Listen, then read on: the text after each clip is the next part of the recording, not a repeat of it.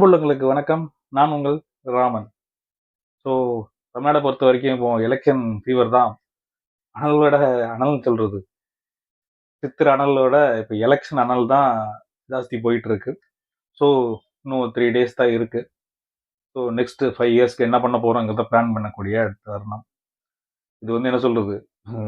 டிஸ்க்ளைமரே போட்டுடலாம். யாரையும் இவங்களுக்கு தான் பண்ணுங்க அப்படி சொல்ல போறது இல்லை. இருக்கிற 5 கட்சிகள்ல என்னென்ன பண்ணியிருக்கோம், எப்படி நம்ம இதை வந்து அணுக போறோம் அப்படிங்கிற பொது மனப்பான்மையில ஒரு பொது மக்களாவே தான் இந்த ஒரு சும்மா ஒரு அவேர்னஸ் காண்டி தான் இல்லையா?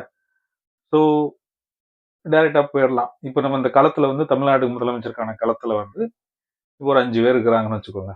ஃபர்ஸ்ட் ஸ்டார்டிங் வித் தமிழக வெற்றி கழகம் தலைவர் டிவிகே விஜய் விசில் சின்னத்துல இருக்கிறாரு. ஸோ இவர் வந்து புது வரவு தான்.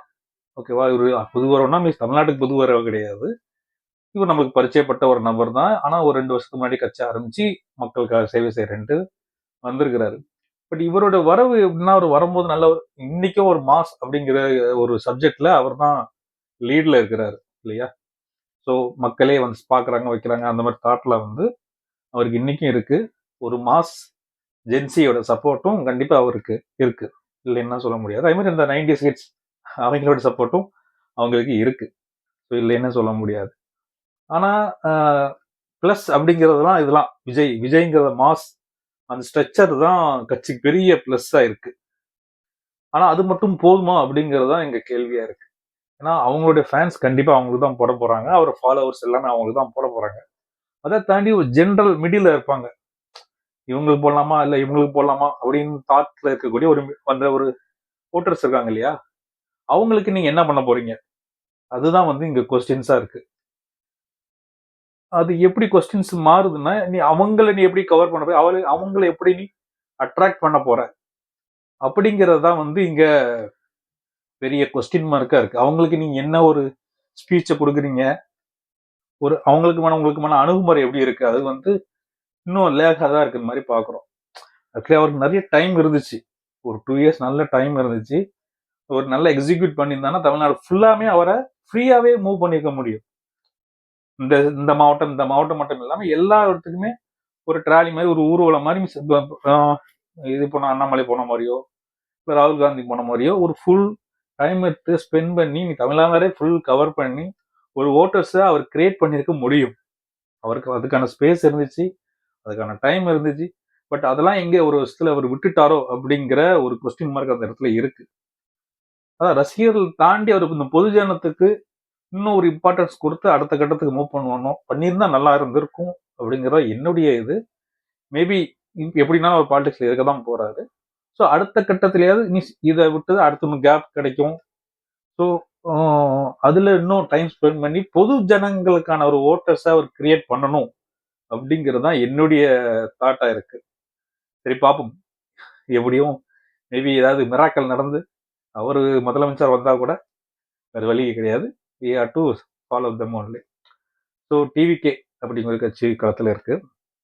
அதுக்கப்புறம் கடந்த ஒரு 15-20 வருஷமா சீமான் நாம் தமிழர் கட்சி அதுவும் களத்துல இருக்கு. ஸோ கம்பேர் டு விஜய் அப்படி கம்பேர் பண்ணும்போது இவங்க ரொம்ப நாள் களத்துல இருக்காங்க, மக்களோட போராட்டத்துல இருக்காங்க, மக்களுக்கான விஷயங்களை பேசுறாங்க, பழகுறாங்க. என்ன சொல்றது, என்ன சொல்ல, அவங்க பெரும் போராட்டங்களை முன்னெடுக்கிறாங்க. யதார்த்தமான ஒரு ஒரு அவங்களுக்கு என்னன்னா ஒரு அந்த ஒரு மிடில் கிளாஸ் இருக்காங்க, அவங்களோட சப்போர்ட்லாம் அவருக்கு இருக்கு. ஏதாவது மாற்றம் நடந்துராதா அப்படிங்கிறது ஒரு ஒரு ஒரு ஒரு கூட்டமும் அவர் சுத்தி இருந்துட்டு தான் இருக்கு. ஆனா அது என்னன்னா ஒரு ஒரு லெவலுக்கு மேல இன்க்ரீஸ் ஆகாம அப்படியே நிக்குது. 0ல இருந்து ஆரம்பிச்சு இன்னைக்கு 8ங்கிற 10ங்கிற வாட் எவர் இட் இஸ், அந்த ஒரு பர்சன்டேஜ் இருக்கு இல்லையா, அது அப்படியே நிக்குது. அது அடுத்த கேரி ஃபார்வர்ட் பண்ணணும். மேபி அது வந்து இந்த ஜென்சி கூட்டம் ஆடாகும் போது அது சேஞ்சஸ் நடக்கும். ஏன்னா இதுக்கு முன்னாடி ஜெனரேஷன் வந்து அது அவங்க ஒரு ஒரு பார்ட்டிஸ் டிபெண்ட் பண்ணி அப்படியே இருந்திருப்பாங்க. ஸோ மிடில் வந்த ஓட்டர்ஸ் கொஞ்சம் பேர் நிக்கிறாங்க. ஸோ அதுக்கப்புறம் வரக்கூடிய ஜென்ரேஷன் சேரும்போது தான் ஒரு சீமானுக்கு பெரிய ஒரு மாஸ் கிரியேட் ஆகும்.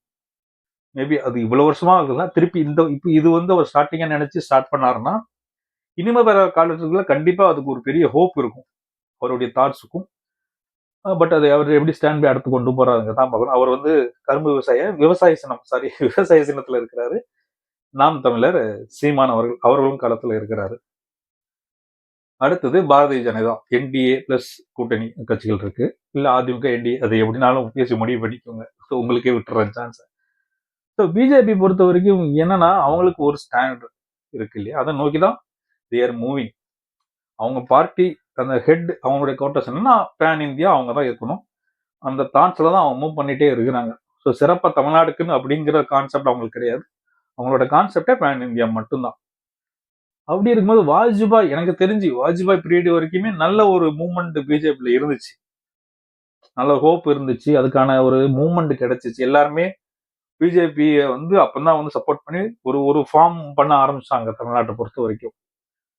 ஆனா அதுக்கப்புறம் இந்த தலைவர்கள் என்னன்னா ஒரு ஒரு என்ன சொல்றது, ஒரு தடாடி தலைவரெல்லாம் இருந்தே தவிர மக்களை ரீச் ஆகிற மாதிரி இங்க தமிழ்நாட்டுல அந்த ஒரு பாண்டிங் வந்து வரல பிஜேபிக்கும் மக்களுக்கும் இடையில.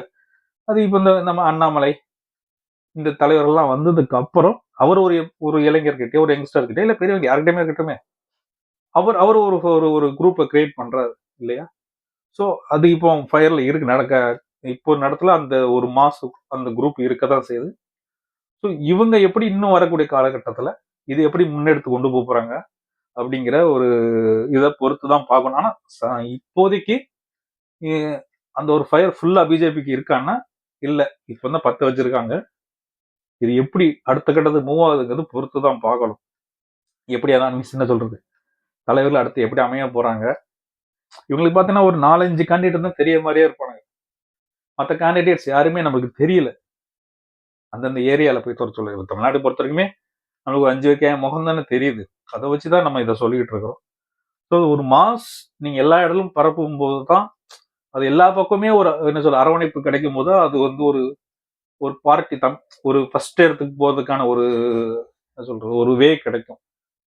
பாப்போம் அது எப்படி போகுது. என்னன்னா பிஜேபி என்னன்னா இப்போ பாருங்க, நேத்து கூட இந்த நம்ம மசோதா 33% தலைவர் பத்திக்கிட்டு எரியுது அந்த மாதிரி, அது வந்து 2023 கொண்டு வந்தாங்க. ஆனா ஜியோ பாஸ் பண்ணாம 30 மாசம் வெயிட் பண்ணி நேத்து இந்த பிரச்சனையை கொண்டு வந்து இப்போ வந்து ஜியோ பாஸ் பண்ணிருக்காங்க. ஆனா நேத்து நைட்டு மோடி என்ன சொல்றாரு, நம்ம திடீர்னு தடாலடியா நேத்து வந்து என்ன சொல்றாரு, மற்ற கட்சிகள்லாம் ஸ்டாப் பண்ணிட்டாங்க வச்சுட்டாங்க. இப்ப நீ தான் 39% கொண்டு வந்துட்ட, அதை பாஸ் பண்ணிட்ட, அது தனி ரூட். இப்ப இந்த டீலிமிட்டேஷன்ங்கிறது தனி ரூட். இவங்க இந்த எலெக்ஷனுக்காண்டி ஒரு வேலை செய்யறாங்க பாத்தீங்களா. இது வந்து என்ன சம்டைம்ஸ் என்ன ஆகுதுன்னா ஒரு காமன் ஓட்டர்ஸ்க்கு வந்து கொஞ்சம் இது மீன்ஸ் பிஜேபி ஃபாலோ பண்றாங்க 100% பண்ணதான் போறோம், அவனுக்கு இது சப்போர்ட்டிவா தான் பேச போறாங்க. மற்ற கட்சியை ஃபாலோ பண்றோம், ஆப்போசிஷன் பண்ண போறான். இந்த மிடில் காமன் ஓட்டர்ஸ் இருக்கான் பாருங்க, அவன் கொஞ்சம் வந்து என்னடா காலையில தான் அப்படி சொன்னானுங்க, அப்புறம் நைட்டு ஜியோ 9:50க்கு தான் ஜியோ எப்ப போட்டா 30 மாசத்துக்கு முன்னாடி ரைஸ் பண்ண பில்லுக்கு ஜியோ ரைஸ் பண்ற, மறுநாள் நைட்டு பேட்டி கொடுக்குற பெண்கள் மசோதா தடை செய்ய இந்த மாதிரி நிப்பாட்டிட்டாங்கிறது. காமன் மக்களுக்கு அந்த புரிதல் இருக்கு இல்லையா, அது வந்து ரொம்ப ஒரு கன்ஃபியூஸ்மான ஒரு ஏரியாலே வச்சுக்கிட்டே இருப்பானுங்க. ஒரு என்ன சொல்ற பதட்டத்திலே வச்சுட்டே இருக்கிற நாட்டு மக்கள். அந்த மாதிரி ஒரு ஸ்டேட்ல பிஜேபி இருக்கிறது வந்து ஒரு சரியா புரிதலை ஏற்படுத்த முடியல.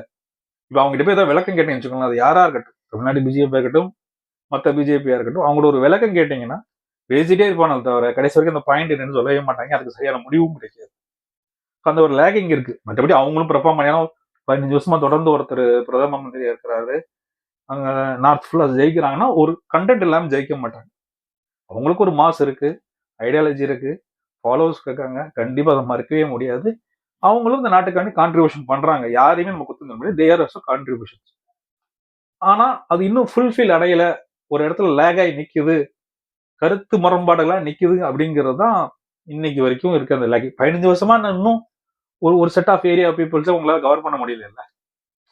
அந்த இடத்துலதான் பிஜேபி லேக் ஆயிட்டு இருக்கு. தெரியாது நாளைக்கு எப்படி மாறணும்னு. ஸோ பார்ப்போம், அதுவும் பொறுத்து இருந்து பார்ப்போம். ஸோ தமிழ்நாடு பொறுத்த வரைக்கும் பிஜேபி இன்னும் ஆரம்ப கட்ட நிலையில தான் இருக்கு என்னை பொறுத்த வரைக்கும். அடுத்து என்ன மூவ் பண்றாங்கன்னு பார்க்கலாம். ஸோ பிஜேபி களத்துல இருக்கு. அதுக்கு அப்படி சம்பந்தப்பட்ட அவங்களுடைய முதலமைச்சர் வேட்பாளர் எடப்பாடி வராது. ஸோ ஏடிஎம்கே எப்படின்னு பாத்தீங்கன்னா, ஏடிஎம்கேக்கு என்ன தனியா ஒரு ஐடியாலஜி. அவங்க வந்து டிஎம்கே அப்போஸ் அதுல இருந்து பிரிஞ்சு வந்த லீடர்கள் எம்ஜிஆர், ஜெயலலிதா, அதோடைய ஃபாலோவர்ஸ். இதுதான் வந்து ஏடிஎம்கேவோட கோர். ஸோ அவங்க என்ன சொல்ல டிஎம்கே ஏடிஎம்கே அவங்க எல்லாம் வந்து என்ன சொல்ல பெரிய ஒரு மாறுதல் இருக்காது. ஒரு சாஃப்ட் ஒரு டோன்ல இருப்பானுங்க. அவங்களும் 30 வருஷமா இருந்திருக்காங்க, இங்க இருந்திருக்காங்க, ஆட்சி பண்ணியிருக்காரு, எல்லாம் பண்ணியிருக்காங்க. பட் என்னன்னா அவங்களுக்கு இதே தான். ஒரு ஒரு சொல்றது ஒரு ஒரு தமிழ்நாடுக்குன்னு சில விஷயங்கள் இருக்கும் இல்லையா? ஒரு ஒரு ஒரு ஒரு என்ன சொல்றது, தின் லைன் இருக்கும். ஒரு கோர் ஆஃப் தமிழ்நாடுன்னு ஒரு ஒரு ஐடியாலஜி இருக்கும். அதுல இருந்து எப்பவுமே வந்து ஒட்டாம கொஞ்சம் ஒரு கேப் விட்டு நிற்பாங்க. இப்போ உங்களுடைய பிஜேபி சப்போர்ட்டும் மற்றவங்களுக்கு எப்படியோ, சார் சொல்றேன், தமிழ்நாடுங்கிற கோர் இருக்குல்ல, அந்த கோர்ல இருந்து கொஞ்சம் விலகியே ஒரு மாதிரி சாஃப்ட் கார்னர்லயே விளையாண்டுக்கிட்டே இருப்பாங்க. ஜெயலலிதா இல்லாம இப்பதான் ஃபர்ஸ்ட் எனக்கு தெரிஞ்சு இதுதான் வந்து ரியல். ஏன்னா முன்னாடி 4 வருஷம் எடப்பாடி இருந்தது வந்து அவர் சொல்லுவார் அடிக்கடி, சாதாரண தொண்டனா இருந்து வெளியே வந்துட்டேன் அப்படின்னு. தொண்டனா இருந்து நீங்களா ஒன்றும் வெளியே வரல, மக்களும் தேர்ந்தெடுக்கல. உங்க கட்சியில அப்ப முதன்மையா இருந்த சசிகலா கை காட்டி நீங்க வந்தீங்க, வந்த இடத்த தக்க வச்சுக்கிட்டீங்க, அதை பாராட்டி தான் ஆகணும். ஒரு 4 வருஷம் ஸ்டாண்ட் பண்ணாரு, அரசாங்கத்தை கையாண்டாரு, சாரி அமைச்சர்களை கையாண்டீங்க, உங்க கட்சியும் கண்ட்ரோல வச்சிருக்கீங்க. கண்ட்ரோல் வச்சுக்கலாம் சொல்ல முடியாது, இப்ப இந்த வேட்பாளர் அறிவிப்புக்குள்ள எல்லாரும் பொங்குனாங்க இல்லையா? ஸோ அவருக்கு எதிரான மனநிலை இருக்கு, இல்லையெல்லாம் சொல்ல முடியாது. பட் அது வெளிவராம ஹேண்டில் பண்றாரு. இன்னொன்னு என்னன்னா, அவர் தனியாரா எல்லா இடத்துக்கும் போய் பெர்ஃபார்ம் பண்றது, மீன்ஸ் போட்டு கன்வின்சிங் பண்றதுலாம் வந்து இம்ப்ரெசிவா தான் இருக்கு. இம்ப்ரெஸ் இல்லாம இல்ல, என்ன சொல்றது, நாலேஜ் இல்லாமல் இல்ல, அவரும் ஹேண்டில் பண்றாரு. அவருக்கு என்ன சொல், அவருக்கு இருக்கிற அந்த என்ன சொல்றது, ஒரு கெப்பாசிட்டியில நல்லாவே பெர்ஃபார்ம் பண்றாரு, அதெல்லாம் தப்பே இல்லை. ஆனா அதுதான் திருப்பி சொல்றேன், ஒரு ஒரு தலைவரா ஒரு ஸ்டாண்டா நிக்கிறதுக்கு இன்னும் அவருக்கான ஒரு பேஸ் கரெக்டா அமையுதுன்னு தான் நான் சொல்லுவேன். ஸோ இந்த எலெக்ஷன்ல அவருக்கு தெரிஞ்சிடும், எடப்பாடி அப்படிங்கிற ஒரு இமேஜுக்கு தமிழ்நாட்டில் என்ன வேல்யூ இருக்கு, அது தெரிஞ்சிடும் நினைக்கிறேன். ஸோ பொறுத்து இருந்து பார்க்கலாம். ஸோ அந்த அளவுக்கு தான் ஏடிஎம்கே. ஸோ மற்ற கட்சிகள் பார்க்குறோம், விடுதலை சிறுத்தைகள் ஆகட்டும், கேப்டன் தேசிய முன்னேற்ற கழகம் ஆகட்டும், அதுக்கப்புறம் கம்யூனிஸ்ட், காங்கிரஸ், காங்கிரஸ் இந்த மாதிரி என்ன சொல்லுது, இவங்க கூட தான் காங்கிரஸ் நம்ம பேச வேண்டிய நிலைமை கொண்டு வந்து வச்சுட்டாங்க. காங்கிரஸ் வந்து இந்தியாவை பொறுத்த வரைக்கும் ஒரு பெரிய ஒரு ஆப்போசிஷனா இருக்க வேண்டிய பார்ட்டி. இவங்க என்ன அவங்களுக்கு கூட அடிச்சுக்கிடுவாங்க, நானும் மடக்க மாட்டான் தள்ளியும் மடக்க மாட்டாங்க, கதை தான் காங்கிரஸ் பொறுத்த வரைக்கும். அவங்களுக்கு சரட்டை என்ன சொல்றது, சட்டி நிறைய பிரியாணி வச்சாலும் எப்படி சாப்பிடுறதுன்னு தெரியாது, அந்த மாதிரி. ஸோ முதல்ல அவங்க கட்சியாவே இன்னும் பெர்ஃபார்ம் பண்ணணும் தான் எதிர்பார்க்கணும். ஒன்லி ஒரு ராகுலையோ பிரியங்காவோ மட்டுமே நம்ம நம்பி டிபெண்ட் பண்ணி இவங்க இருக்காங்களா, இல்ல இவங்களுக்கு கொடுக்குற தலைவரை இவங்களே ஏற விட மாட்டானுங்க, அடுத்த கட்டத்து போகணும், இவங்களே காலத்தை பிடிச்சி உள்ள தூக்கி போட்டு. இந்த உள்கட்சி பூசலாலே பாதி காங்கிரஸ் இல்லாம போச்சு. பாதி காங்கிரஸ் இல்லைன்னா ஆட்டோமேட்டிக்கா பிஜேபி வந்துட்டு தான் இருக்கும். உங்களுக்கு ஆப்போசிஷன் பார்ட்டி இல்லைன்னா அவன் என்ன பண்ணுவான்னு சொல்லுங்க, இங்க தான் போகணும், இவங்களுக்கு இதே பரவாயில்லன்னு அந்த பக்கம் தான் போகும். அந்த மாதிரி ஒரு நிலைமையில தான் காங்கிரஸும் இருக்கு. சொல்ற அளவுக்கு எல்லாம் ஒன்னும் பெர்ஃபார்ம் பண்ற அளவுக்கு எல்லாம் இல்ல, சும்மா பேச்சு பேச்சு பேச்சு தான், அடிச்சுக்கிட்டு சாவானதை தவிர ஒன்றும் செய்ய மாட்டாங்க. ஸோ அந்த அளவுக்கு தான் காங்கிரஸ் இருக்கு. ஸோ இவங்க இதர கட்சிகள் அந்தந்த தொகுதியில அவங்களுக்கான ஒரு வாக்கு வச்சிருக்காங்க இல்லையா, அந்த தொகுதியில மற்ற கட்சிகள், இதர கட்சிகள், பாமகவா இருக்கட்டும், நம்ம சின்னவர் அன்புமணி ராமதாஸா இருக்கட்டும், ஸோ மற்ற கட்சிகள் ஜே.கே. வாசன் அவரெல்லாம் வந்து அப்படி அந்தந்த தொகுதியில் அவங்களுக்கு என்னென்ன ஓட்டோ அதை வச்சு விளையாண்டுக்கிட்டு இருக்காங்க. ஸோ இம்பேக்ட் அப்படிதான் இருக்கும். ஸோ ஃபைனலாக டிஎம்கே ஆளுங்கட்சி, அவங்களுக்கு கண்டிப்பா வந்து என்னன்னா நெகட்டிவ் பாயிண்ட்ஸ் இருக்கு. ஓகே, ஃபர்ஸ்ட் பாசிட்டிவ் பார்த்தோம். பாசிட்டிவ்னா ஸ்டாலின் இம்பாக்ட் வச்சிருக்காரு, மக்கள் திட்டங்கள் சில விஷயங்கள் பண்றாங்க. ஏன்னா ஆளுங்கட்சி வந்தனால அதை அவங்க எக்ஸ்போஸ் பண்ண சான்ஸ் நிறைய இருக்கு. ஸோ என்ன இந்த திட்டங்கள் பண்ணணும், போட்டா வரிசையா தட்டு வர அந்த மாதிரி தட்டுறதுக்கான பிளஸ் எல்லாம் இருக்கு. ஈவன் தான் அவங்க ஆட்சி மேல அதிருப்தியும் நிறைய இருக்கு. நிறைய படுகொலைகள், சாராயம், போதை, கஞ்சா எல்லாம் சொல்ற மாதிரி எல்லாமே வந்து கண்ணுக்கு தெரிஞ்ச சில விஷயங்கள் நடக்குது, எல்லா பக்கமே இருக்கு, இல்லைன்னு சொல்ல முடியாது. ஸோ இந்த போலீஸ் சம்பந்தப்பட்ட விஷயங்களையும் சரி, மற்றபடி இந்த கஞ்சா புதுமை இந்த மாதிரி வந்து அதிகாரிகள் கண்ட்ரோல் இருக்கிற விஷயங்கள், மேபி டைரக்டா முதலமைச்சர் கண்ட்ரோல் கூடிய விஷயங்கள்லாம் எல்லாமே வந்து ஓரளவு கையை மீறி தான் இருக்கு. அதை இன்னும் அவங்க கண்ட்ரோல் பண்ணாம தான் வச்சிருக்காங்க. ஸோ அதெல்லாம் வந்து பெரிய இம்பாக்ட கொடுக்கும். ஸோ என்ன சொல்றது, இப்போ இருக்கிறதுல இவனை சூஸ் பண்ணலாமா அப்படின்னு நினைக்கும் போது இதெல்லாம் வந்து மக்களுக்கு யோசனையா வந்து நிற்கும். இதெல்லாம் நல்லா பண்ணிருக்க கரெக்ட், ஆனா இந்த பக்கத்தை கவனிக்க மாட்டியாப்பா, ஒரு பக்கம் அப்படியே டம்மியா இருக்கு, இன்னும் பேரை கிடைக்கிற மாதிரி ஒரு ஒரு பயத்தோட இருக்கிற மாதிரி ஒரு இம்பாக்ட கிரியேட் பண்ணி கொடுக்குறீங்க, நெகட்டிவிட்டி கிரியேட் பண்ணி கொடுக்குறீங்களா, அதுக்கும் நீங்க ஆப்பர்ச்சுனிட்டி கொடுத்துருக்கீங்க. ஸோ அதெல்லாம் எப்படி சரி பண்ண போறாங்க அப்படிங்கிறதுன்னு தெரியல. ஸோ இவங்களுக்கும் ஒரு என்னன்னா இன்னொரு என்னன்னா அந்த நீண்ட வரலாறு ஹிஸ்டரி இருக்கு.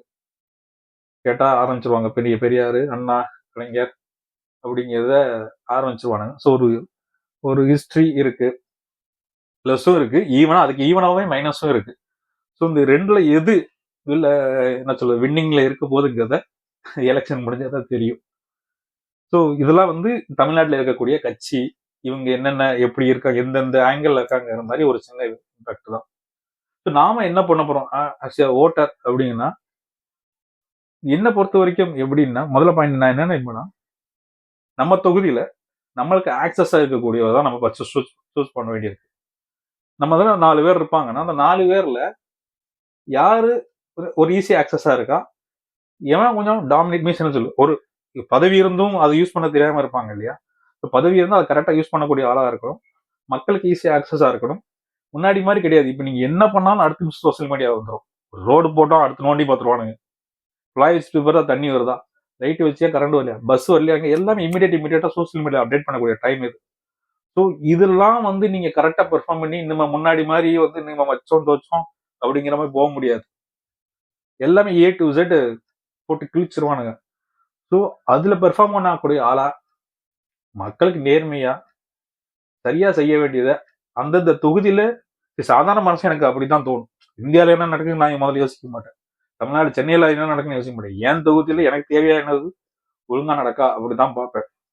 ஸோ அதை செய்யக்கூடிய ஒரு ஆளா, ஈஸியா அணுகக்கூடிய ஆளா, நம்பிக்கை தகுந்த ஆளா, ஃபர்ஸ்ட் உங்க ஏரியால அது எந்த கட்சியா இருக்கட்டும், அது உங்களுடைய ஐடியாலஜி. ஃபர்ஸ்ட் கட்சிக்கு மட்டும் மீன்ஸ் நம்மளுக்கு என்ன சொல்றது, அந்த தொகுதியோட ஒரு பிரதிநிதியா இருக்கக்கூடியவங்களுக்கு வாக்களிங்க, கண்டிப்பா வாக்களிங்க, ஓட்டு போட்டுருங்க. அது யாரானாலும் இருக்கட்டும். அப்புறம் மொத்தமா வரும்போது அது யாருன்னு பாத்துக்கலாம். ஆனா வாக்களிக்க மட்டும் மறந்துடாதீங்க. வருகிற 23ஆம் தேதி தேர்தல். எல்லாரும் ஜனநாயக கடமை கண்டிப்பா காட்டுவோம். பார்ப்போம் இந்த தடவை எப்படி பர்சன்டேஜ் இன்க்ரீஸ் ஆகுதுன்னு பார்ப்போம். எஸ்ஐஆர்லாம் வந்ததுக்கு அப்புறம் எல்லா பக்கமே 80% கிட்ட வந்திருக்கு. தமிழ்நாட்டில் எனக்கு தெரிஞ்சு கொஞ்சம் லாஸ்ட் டைம்ல கம்மின்னு நினைக்கிறேன், 70% போயிடுச்சுன்னு நினைக்கிறேன். இப்போ இந்த மாதிரிலாம் சொல்லிடுறேன் சென்னையிலலாம். ஸோ இந்த ஓவராலா அது எவ்வளவு பர்சன்டேஜ் இன்க்ரீஸ் ஆகுதுங்கிறத பார்க்கலாம். ஜென்சி ஓட்டர்ஸ் வர உள்ள வராங்க. ஸோ பொதுவாக மக்களுக்கு எவ்வளவு விழிப்பா இருக்காங்கிறதும் நம்ம இதுல பார்க்கலாம். ஸோ எல்லாரும் வெயிட் பண்ணுவோம். ஏப்ரல் 23 எலெக்ஷன்ல ஓட்டு போடுங்க. மே 4 திருப்பி சந்திப்போம். இந்த இதுல யார் வெற்றி பெறாங்கிறதோ. அனைவருக்கும் நன்றி.